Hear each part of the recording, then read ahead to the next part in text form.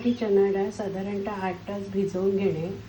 त्याच्यानंतर मग त्याला आपण मिक्सरमध्ये फक्त ग्राइंड केलेले, काहीही न घालता. कढईमध्ये थोडंसं 1 टेबलस्पून तेल टाकून त्याच्यामध्ये एक बारीक कापलेला कांदा हा असा छानसा परतून घ्यायचा आहे आपल्याला. कांदा पूर्णपणे गुलाबीसर झाला की मग त्याच्यामध्ये आपण आता हळद, तिखट घालणार आहोत आणि त्याच्यानंतर ती जी वाटून ठेवलेली डाळ आहे ती घालून तिला शिजवणार आहोत. हे पाहता ही डाळ आपण छानशी परतवून घेत आहोत.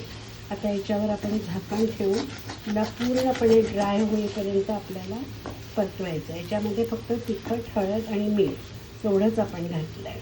इक्वल प्रमाणात बेसन आणि मैदा घेतलेला आहे.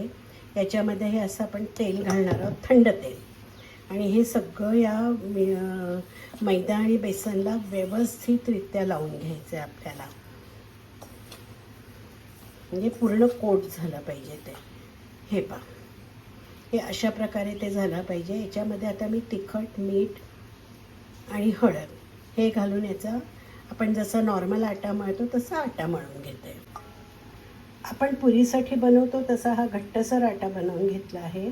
आता याला साधारणतः 10 ते 15 मिनिट आपण झाकून ठेवणार आहोत. आपली डाळ आता पूर्णपणे तयार झाली आहे. अगदी छान मोकळी झाली आहे. आता हिला फक्त आपल्याला रूम टेम्परेचरला येऊ द्यायचं आहे आणि मग त्या आट्यापासून आपण ही डाळ भरून आपण तिखट करंज्या बनवणार आहोत. पिठाची आपण अशी छोटीशी पुरी लाटून घेतली आहे. आता त्याच्यामध्ये आपलं हे तयार झालेलं मिश्रण आपण घालणार आहोत.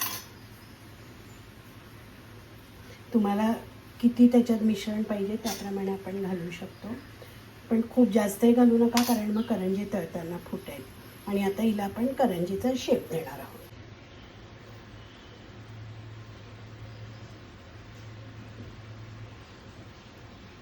याला सगळीकडून व्यवस्थित दाबून घ्यायचं, नाहीतर ही करंजी फुटायचे चान्सेस खूप जास्त असतात.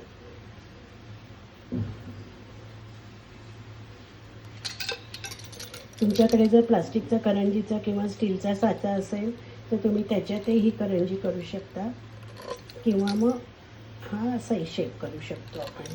ते आपल्यावर डिपेंड आहे कसं करायचं आहे आपल्याला. तर